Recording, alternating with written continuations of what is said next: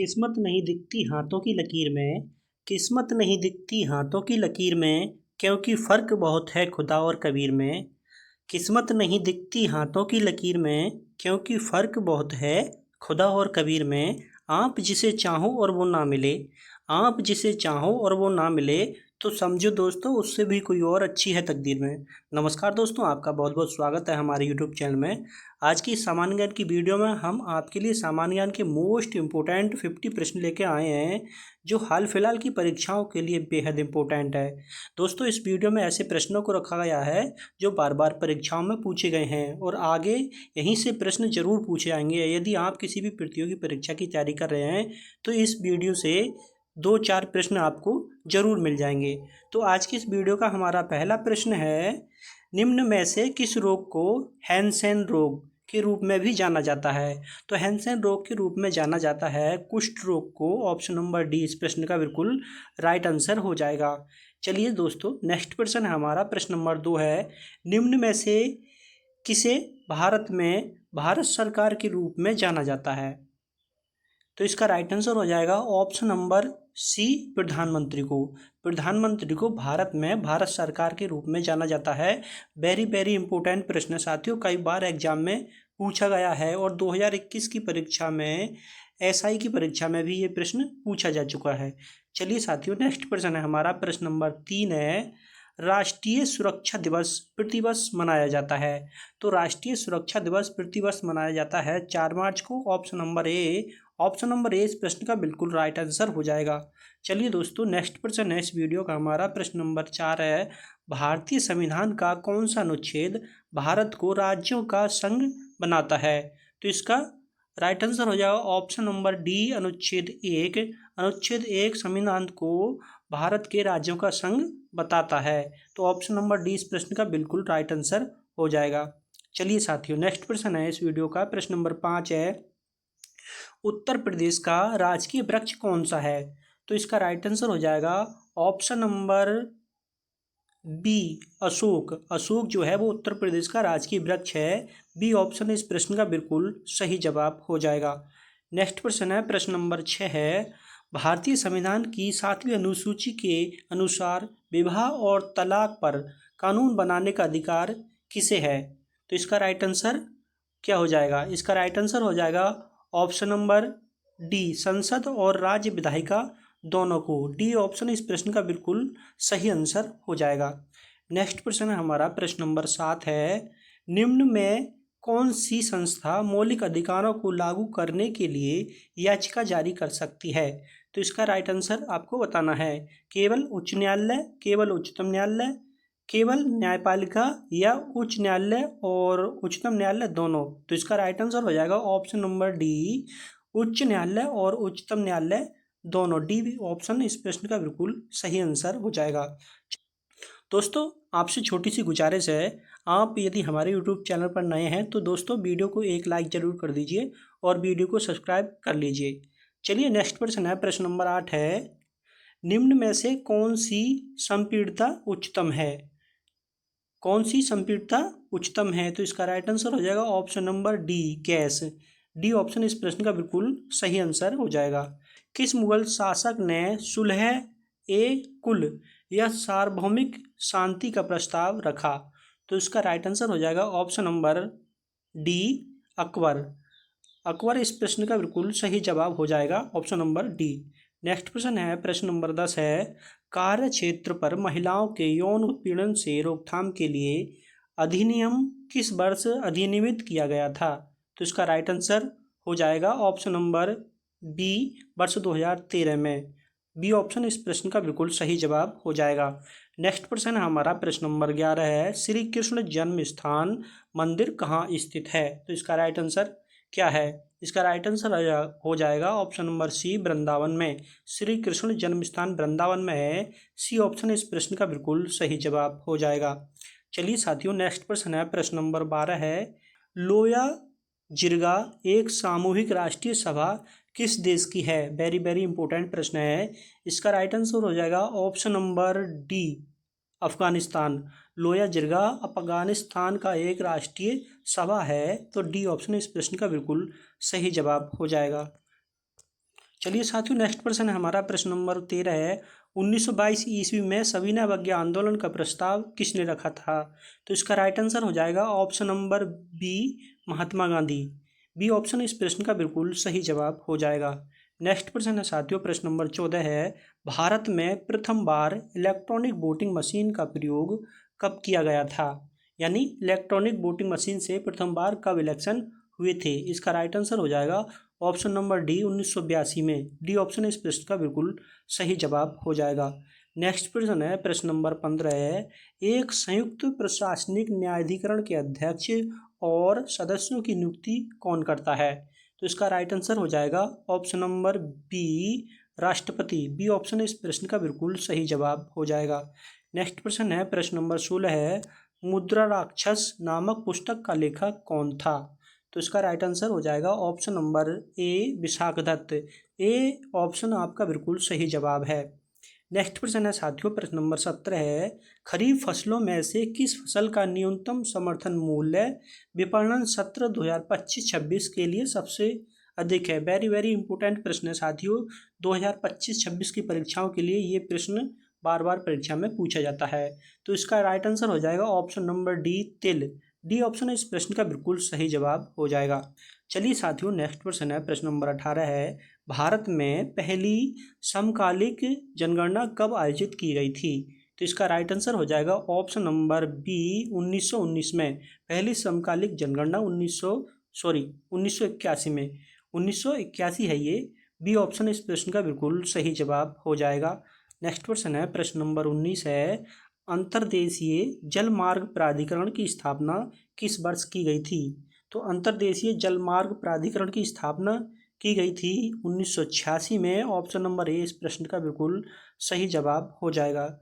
चलिए साथियों, नेक्स्ट प्रश्न है हमारा, प्रश्न नंबर 20 है। दशमलव संख्या प्रणाली में अंक होते हैं, यानी कहाँ से कहाँ तक होते हैं? तो इसका राइट आंसर हो जाएगा ऑप्शन नंबर बी, 0 से 9 तक। तो बी ऑप्शन इस प्रश्न का बिल्कुल सही जवाब हो जाएगा। चलिए साथियों, नेक्स्ट प्रश्न है हमारा। भारत सरकार का प्रथम प्रशासनिक सुधार आयोग की स्थापना या की नियुक्ति किस वर्ष की गई थी? तो इसका राइट आंसर हो जाएगा option number B, 1966। B option इस प्रश्न का बिल्कुल सही जवाब हो जाएगा। नेक्स्ट प्रश्न है साथियों हमारा, प्रश्न नंबर 22 है। भारत में केंद्रीय अन्वेषण ब्यूरो अकादमी कहाँ पर है? वेरी वेरी इंपॉर्टेंट प्रश्न है साथियों, कई बार एग्जाम में पूछा गया प्रश्न है। तो भारत में केंद्रीय अन्वेषण ब्यूरो अकादमी ये है गाजियाबाद में। सी ऑप्शन इस प्रश्न का बिल्कुल सही जवाब है। नेक्स्ट प्रश्न है हमारा, प्रश्न नंबर 23 है। भारतीय संविधान के किन अनुच्छेदों में राज्य की नीति निर्देशक तत्वों का लिखित वर्णन किया गया है या उल्लेख किया गया है? तो इसका राइट आंसर हो जाएगा ऑप्शन नंबर डी, अनुच्छेद 36 से 51। नीति निर्देशक तत्व अनुच्छेद 36 से 51 में है। डी ऑप्शन इस प्रश्न का बिल्कुल सही जवाब हो जाएगा। नेक्स्ट प्रश्न है साथियों हमारा, प्रश्न नंबर 24 है। बारदोली सत्याग्रह 1928 का नेतृत्व किसने किया था? तो ये किया था सरदार वल्लभ भाई पटेल ने। सी ऑप्शन इस प्रश्न का बिल्कुल सही जवाब हो जाएगा। नेक्स्ट प्रश्न है हमारा, प्रश्न नंबर 25 है। गांधी का चंपारण सत्याग्रह किससे जुड़ा था? तो ये जुड़ा था तिनकटिया से। ऑप्शन नंबर बी इस प्रश्न का बिल्कुल सही जवाब हो जाएगा। नेक्स्ट प्रश्न है, प्रश्न नंबर 26 है। 1857 के विद्रोह का नेतृत्व बिहार में किसने किया था? वेरी वेरी इंपॉर्टेंट प्रश्न है। तो बिहार में किया था ये कुंवर सिंह ने। बी ऑप्शन इस प्रश्न का बिल्कुल राइट आंसर है। चलिए साथियों, नेक्स्ट प्रश्न है। भारतीय राष्ट्रीय कांग्रेस की सबसे पहली महिला अध्यक्ष थी? इसका राइट आंसर हो जाएगा option number C, Annie Besant. Annie Besant भारतीय राष्ट्रीय कांग्रेस की सबसे पहली महिला अध्यक्ष थी। सी ऑप्शन इस प्रश्न का बिल्कुल सही जवाब है। नेक्स्ट प्रश्न है। देशबंधु किसे कहा जाता है? वेरी वेरी इंपॉर्टेंट प्रश्न है। यदि आपको इस प्रश्न का आंसर मालूम है तो आप कमेंट में ज़रूर बताएं, देशबंधु किसे कहा जाता है। चलिए साथियों, नेक्स्ट प्रश्न है हमारा, प्रश्न नंबर 29 है। भारत छोड़ो आंदोलन का नेतृत्व किसने किया था? तो ये किया था, भारत छोड़ो आंदोलन का नेतृत्व किया था महात्मा गांधी ने। सी ऑप्शन इस प्रश्न का बिल्कुल सही जवाब है। नेक्स्ट प्रश्न है, प्रश्न नंबर 30 है। भारत में मुद्रा जारी करने का एकमात्र अधिकार ₹1 के सिक्के तथा नोटों को छोड़कर किसके पास है? भारत में मुद्रा जारी करने का एकमात्र अधिकार ₹1 के सिक्के तथा नोटों को छोड़कर ये है भारतीय रिजर्व बैंक के पास। डी ऑप्शन इस प्रश्न का बिल्कुल सही जवाब है।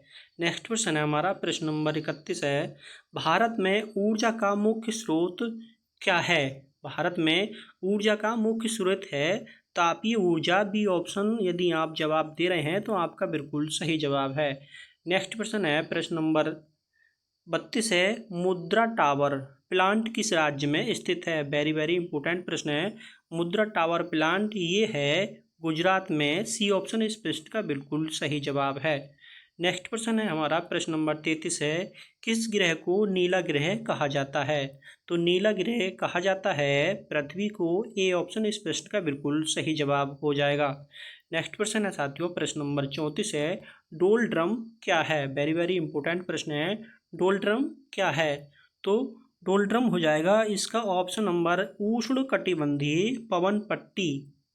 ये ऑप्शन इसका सही है बिल्कुल। ए ऑप्शन बिल्कुल सही हो जाएगा, उष्णकटिबंधीय पवन पट्टी। ए ऑप्शन इस प्रश्न का बिल्कुल सही जवाब हो जाएगा। चलिए साथियों, नेक्स्ट प्रश्न है हमारा, प्रश्न नंबर 35 है, भरतनाट्य की उत्पत्ति किस राज्य में हुई थी? भरतनाट्य की उत्पत्ति किस राज्य में हुई थी? ये हुई थी तमिलनाडु में। बी ऑप्शन इस प्रश्न का बिल्कुल सही जवाब हो जाएगा। चलिए साथियों, नेक्स्ट क्वेश्चन है हमारा, प्रश्न नंबर 36 है, भवाई किस राज्य का लोक नृत्य है? तो इसका राइट आंसर क्या है आपको कमेंट में बताना है। इस प्रश्न का आंसर आप कमेंट करके बताएं क्या आंसर है इसका। नेक्स्ट प्रश्न है साथियों, प्रश्न नंबर 37 है, अमजद अली खां निम्न में से किस संगीत वाद्य से संबंधित हैं? तो इसका राइट आंसर हो जाएगा अमजद अली खां सरोद वादक से संबंधित है। बी ऑप्शन इस प्रश्न का बिल्कुल सही जवाब है।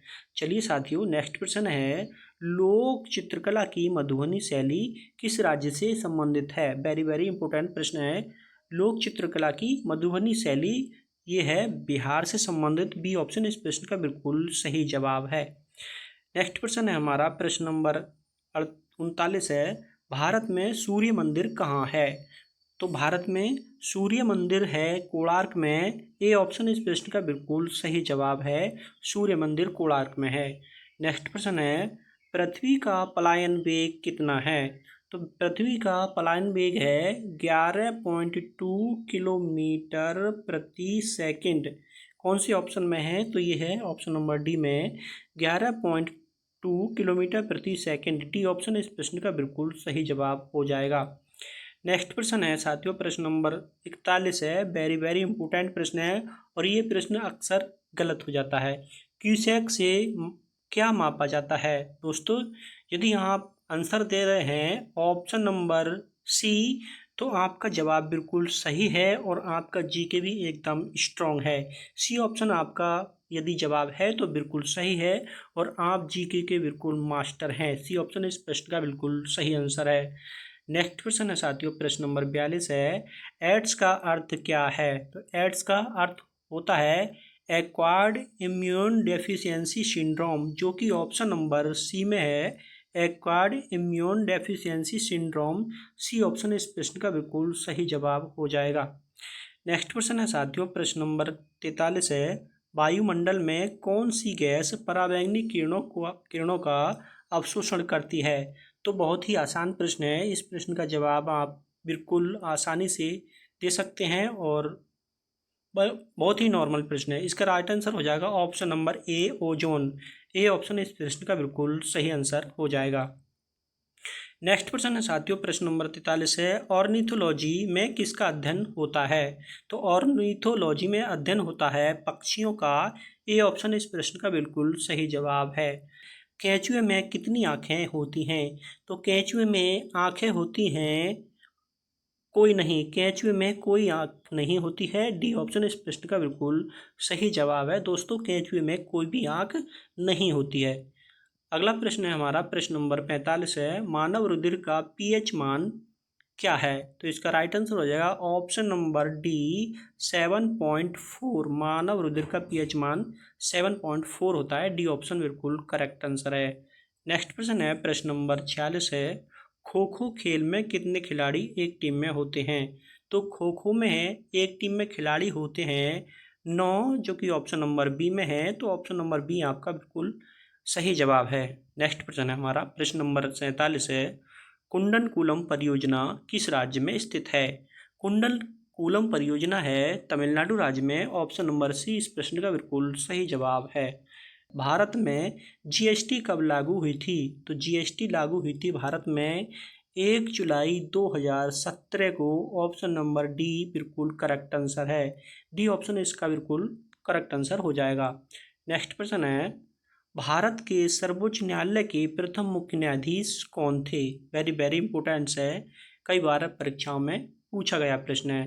तो इसका राइट आंसर हो जाएगा ऑप्शन नंबर सी, न्यायमूर्ति हीरालाल जेकानिया। सी ऑप्शन इस प्रश्न का बिल्कुल सही जवाब है।